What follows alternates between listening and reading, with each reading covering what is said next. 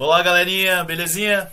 Mais uma vez estamos aqui, o trio Parada Dura da História, e dessa vez para falarmos de epidemias na história. Exatamente, coronavírus é uma novidade, mas ao longo da história nós tivemos várias outras epidemias. Belezinha? Então eu, professor Rafael Nascimento, vou falar um pouquinho sobre a gripe espanhola de 1918. Eu sou Rodrigo Bueno, vou falar para vocês um pouquinho sobre a peste negra. Professor Paulo Evandro, vamos lá, revolta da vacina. Exatamente, então vamos lá, galerinha. Nós vamos abordar esses três diferentes momentos. Diga lá, professor Bueno. Então, galera, é interessante quando a gente começa a falar sobre a peste negra, algo que assolou a sociedade europeia no século XIV, né, principalmente ali meados do século XIV, mas a gente tem ali alguns momentos anteriores que fizeram com que a população começasse a ter ali os seus primeiros, vamos dizer assim, indícios, né, do que poderia vir mais à frente. Então, nós tivemos ali, logo após as cruzadas, nós tivemos um grande crescimento ali da burguesia e, consequentemente, esse crescimento da burguesia fez com que a ligação entre o Oriente e o Ocidente, a cultura do mar Mediterrâneo, isso concomitantemente fez com que o comércio começasse a crescer bastante em toda a Europa. E, justamente por conta disso, a gente tem aí uma das ideias de como isso, a peste negra pode ter chegado até a Europa, né? Por meio dessas rotas de comércio que foram abertas ali entre a Europa, entre o Oriente, entre o Ocidente, beleza? E é interessante a gente falar porque se a gente está falando de burguesia, estamos falando de economia, estamos falando de comércio. E, curiosamente, um tema que está sendo bastante tocado agora, do coronavírus, essa questão da economia, enfim. E naquela época não era diferente, né? Os burgueses buscavam justamente aí, o seu comércio e, consequentemente, isso acabou sendo um dos fatores que contribuíram para o grande crescimento da peste ali. Mas quais são os outros fatores? O que a gente pode elencar aqui como sendo um dos grandes outros fatores que contribuíram para essa doença, para essa proliferação da peste negra? Sociedade europeia, né? Mas a gente não pode deixar de falar, por exemplo, da Grande Fome. No período que nós tivemos uma Grande Fome, que no início do século XIV assolou toda a população, fazendo com que a população ali, em meio a essa fome, em meio a esses problemas, né, de alimentação, subnutridos muitas vezes, tiveram ali uma maior facilidade também para serem acometidos por essa doença. E a gente falando aí da chegada da peste negra à Europa, Rafa, Paulo, a gente tem um detalhe muito importante, cara, que era como a população vivia. Curiosamente, nada diferente de hoje. Se a gente for para o Brasil, cara, por exemplo, né, como exemplo,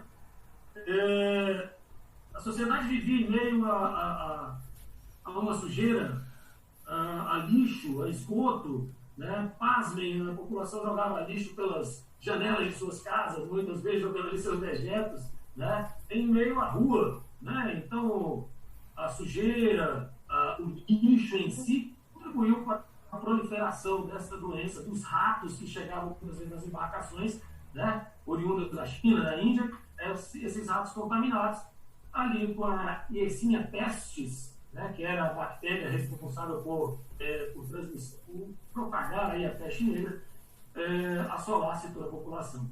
Nós tivemos aí uma grande mortandade, né, em toda a Europa, em torno aí de, para muitos historiadores, um terço da população, chegando aí, beirando entre 75 a 200 milhões de pessoas foram mortas ali.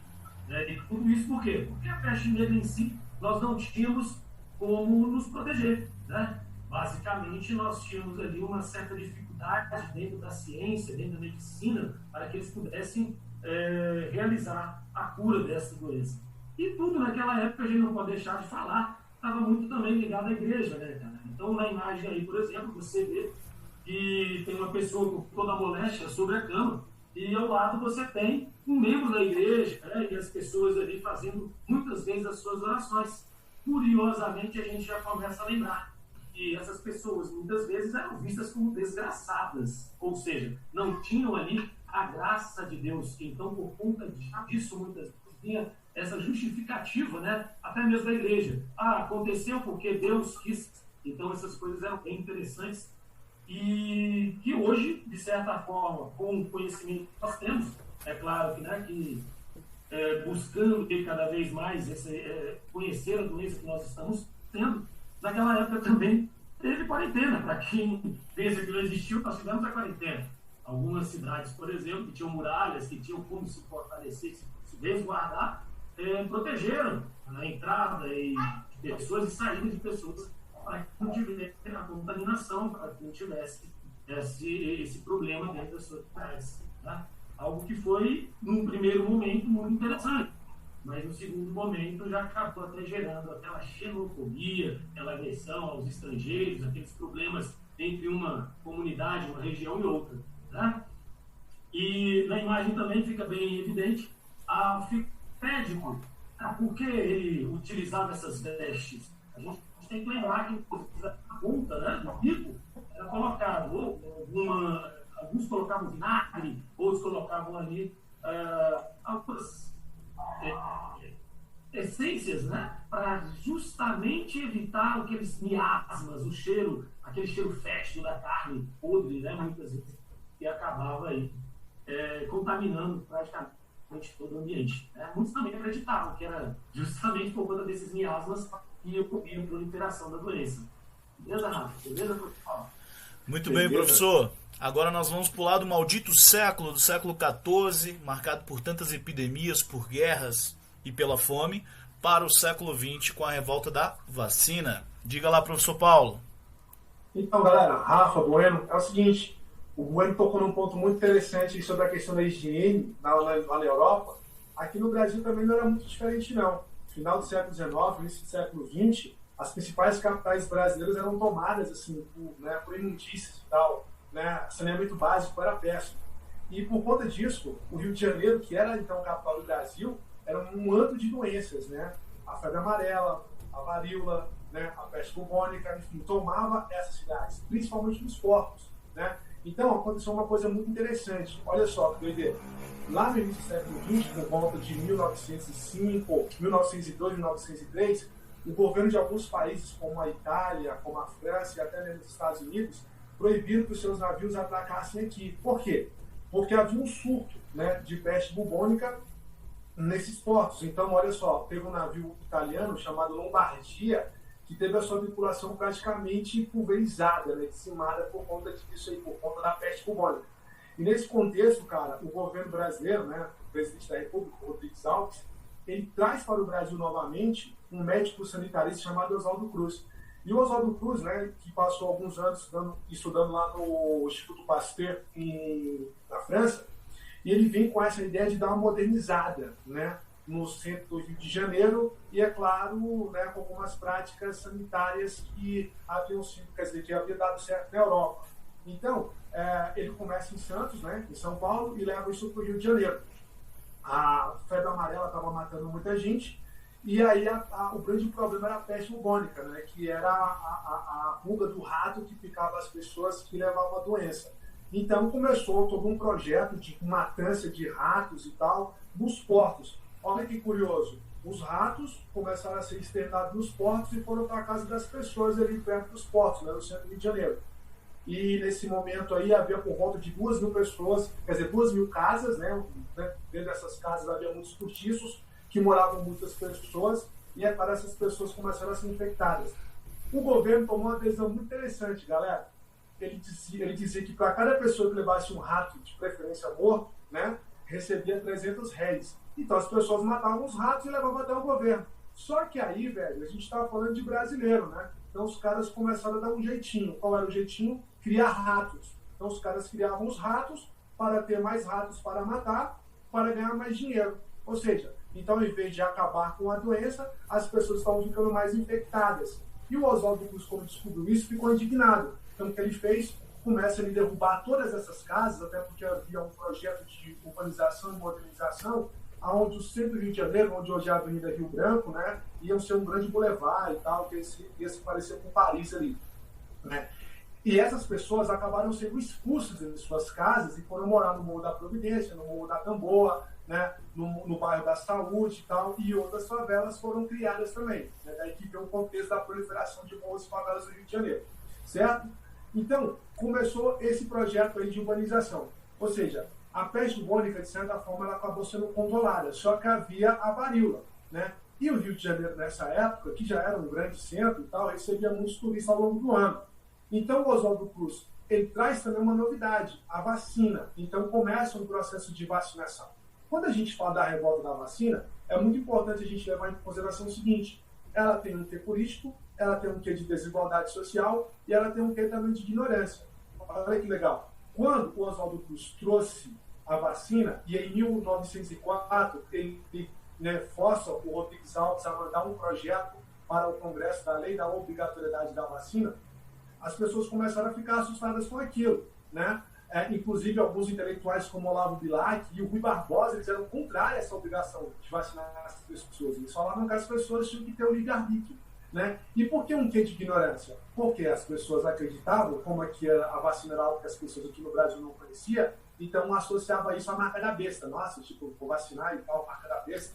E sem contar também tinha um fator assim de, os homens estão tocando nos braços das mulheres, estão vestindo os braços das mulheres para vacinar. E no braço da minha esposa, no braço da minha filha, só quem toca sou eu. Né? Então havia essa resistência à vacina. O Rui Barbosa falava o seguinte: como é que eu vou me vacinar, né? Vou tomar um remédio de uma pessoa que também está infectada? Que de fato, muitos dos agentes de saúde já estavam infectados. E sem contar também, pessoal, que nessa época aí era muito engraçado, que os caras usavam uma seringa de ferro e dentro da mesma seringa o cara colocava 4, 5 doses. Então vacinava um, vacinava o outro, vacinava o outro. Ou seja, em vez de estar acabando com um problema, está criando o outro.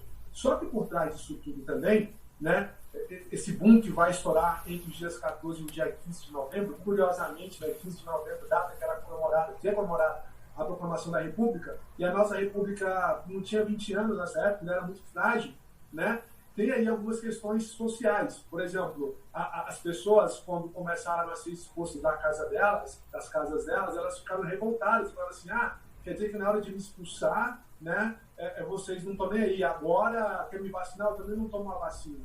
E alguns cadetes do Exército, né, liderado por um cara chamado Lauro Sodré, aproveitaram esse gancho aí para colocar, como a gente fala hoje, pilha na população, dos mais humildes, né, para tentar derrubar Rodrigues Alves e tomar o poder, né? E vamos aqui encurtar a história, né? O governo acaba sufocando, e é muito curioso isso, porque entre o dia 14 e 15 houve grandes revoltas, algumas pessoas foram feridas, algumas pessoas chegaram a morrer por conta disso aí no centro do Rio de Janeiro, né? Uma cena muito bizarra do Exército que foi às ruas, e aí entravam, fechavam quarteirões, prendiam as pessoas, amarravam as pessoas, vacinavam as pessoas e depois soltavam, né? E tal. Então, quando chegar lá para o dia 20 de novembro, o governo consegue acalmar a população, a lei da obrigatoriedade da vacina vai ser revogada, né? Mas aí o Rodrigues Alves ele tem uma outra solução. Ele vira e fala assim, junto com o Oswaldo Cruz, né? Beleza, eu não vou te obrigar a vacinar, mas se você quer estudar, se você quer trabalhar e se você quer casar,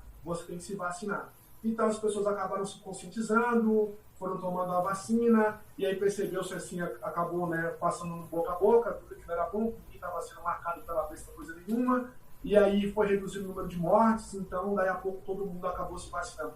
O Oswaldo Cruz ganhou uma medalha na Alemanha, né, uma medalha, né, que falava sobre isso, sobre o bem prestado ao Brasil, e o próprio Rui Barbosa, quando o Oswaldo Cruz volta ao Brasil, recebe ele no porto, abraça e fala: nossa, a vacina é tudo de bom, me perdoa, né? Então foi mais ou menos isso. A revolta da vacina ocorreu em 1904 no Rio de Janeiro, né? Que tem esse quê de ignorância, tem o quê político e tem o quê social também. Beleza, Rafa? Muito bem, professor. Esse mesmo presidente, Rodrigues Alves, que você destacou, quando ele é reeleito em 1918, né, ele acaba sendo contaminado por uma outra epidemia que dizimou milhares e milhares de pessoas nesse momento, né, também no século XX, que é a gripe espanhola. Inclusive, o próprio presidente do Brasil, Rodrigues Alves, ele foi vítima dessa doença. Ele acabou morrendo, né, daí gerando uma nova eleição. Bem, quando nós falamos da gripe espanhola, galera, nós estamos falando da chamada gripe de 1918. Essa imagem é bem emblemática porque é uma família qualquer daquele período, com destaque para as famosas máscaras, né, como nós bem sabemos hoje. Então percebam que até o nosso gatinho aí também está usando máscara, beleza? Essa imagem circulou bastante nos últimos dias aí nas redes sociais, mas ela não é, né, do coronavírus, e sim da gripe espanhola. beleza? Quando nós falamos da gripe espanhola, por que recebeu esse nome, galera? E daí nós precisamos discutir um pouquinho aquele contexto. É o contexto da Primeira Grande Guerra Mundial, ok? Aquele conflito envolvendo diversos países europeus, aquele primeiro grande conflito entre as grandes potências mundiais. Então percebam que ela tem esse nome de gripe espanhola, porque foi uma epidemia do vírus influenza incomumente mortal, mas que teve um desenvolvimento muito grande na Espanha, porque a Espanha não participava da Primeira Guerra Mundial. Então você não tinha ali uma censura ou desencontro de informações. A própria a mídia naquele jornal, a imprensa, os jornais principalmente, divulgavam e espalhavam essa disseminação muito rápida dessa doença. Então, muito rapidamente, essa doença foi denominada como gripe espanhola, ok? No entanto, em outros países, você também tinha vários casos já confirmados. Naquele contexto de guerra, uma informação como essa poderia desmotivar, né, os próprios beligerantes, ok? Então, durante muito tempo, essa pandemia, inclusive, ficou esquecida aí, né, da nossa história, belezinha? De toda forma, o que é importante destacar, assim como no momento atual que nós estamos vivendo, que a Espanha teve um dos piores surtos iniciais da doença, e a autoridade de saúde do país buscaram chamar a pandemia de apenas gripe, né, uma gripezinha, de modo a evitar o pânico entre a população. Ou seja, negligenciou de certa maneira, né, ações imediatas que deveriam ser tomadas, ok? Meras coincidências, não é mesmo, professores? Bem, estima-se que o número de mortes esteja entre 17 milhões a 50 milhões e possivelmente até 100 milhões, tornando-se uma das epidemias mais mortais da história da humanidade, essa gripe de 1918. Aqui encontrei uma imagem que representa isso melhor, só para efeitos comparativos. A Primeira Guerra Mundial gerou, os números são um pouco controversos, mas em média 8,5 milhões de mortes. A gripe espanhola, 50 milhões de mortes. O Holocausto, 11 milhões. E a Segunda Guerra Mundial, 60 milhões. Então percebam aí, né, a barbaridade de mortes que nós tivemos com essa gripe espanhola de 1918. Beleza? Quando nós falamos de Brasil, mais ou menos, nesse período, nós temos aí uma estimativa de 300 mil mortes. Exatamente, galera.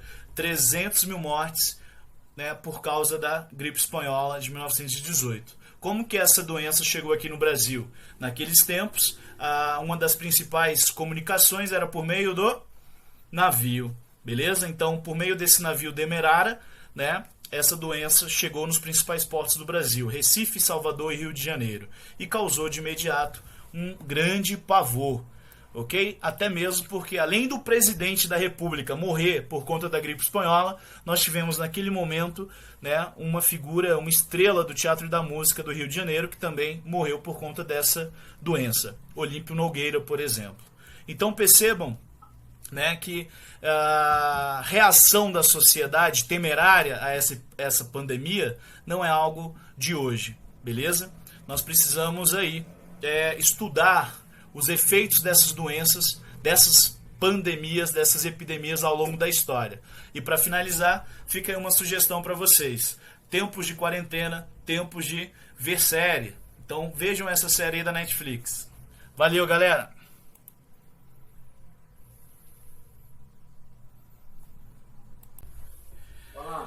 Vamos lá, galerinha. Algumas considerações finais aí para nós encerrarmos o nosso bate-papo aqui com o professor Rodrigo Bueno, o professor Paulo Evandro, ok?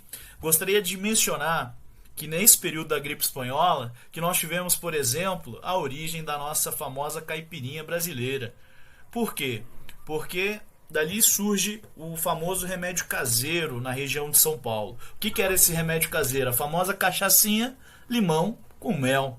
Depois vai ser uma espécie de um protótipo para a famosa caipirinha. Uma outra curiosidade, se hoje todos nós estamos aí em busca de álcool em gel e de máscara, naquele momento, né, as pessoas corriam nas farmácias, o único lugar aberto também permitido pelo governo, para ir em busca de pílulas e tônicos, ok? Era, né, a nossa máscara e o álcool em gel da época. E não nos esqueçamos que logo após essa gripe espanhola e a mortandade, né, proporcionada por ela, nós teremos em 1922, com o presidente Epitácio Pessoa, a criação do Departamento Nacional de Saúde Pública, né? Percebam, portanto, que nós temos criação e medidas de políticas públicas logo após o caos. Espero que os nossos governantes, né, de fato, mantenham aí uma seriedade na tomada de decisões, sobretudo no âmbito de políticas públicas. E vale salientar também, só para as considerações finais, que com a peste negra foi um dos fatores que contribuíram aí para o declínio do feudalismo, né? E logo em seguida a gente teve o aparecimento do mercantilismo, do absolutismo, que vai chegar até o certo? E, galerinha, tempos difíceis, mas a gente precisa caminhar juntos, beleza? Muito bom. Isso aí, galera. Só lembrando também que por conta da vacina a gente vai ter a proliferação de morros e favelas, né? Toda uma outra cultura no Rio de Janeiro. E é isso. E o governo passou a olhar para as populações mais humildes com outros olhos, porque percebeu-se que essas doenças não matavam só pobres, estavam matando os ricos também. Beleza? É isso aí. Fica em casa, cuidado e conte com a gente. Valeu, galerinha. Né? Essa aí foi a nossa aula de epidemia na história.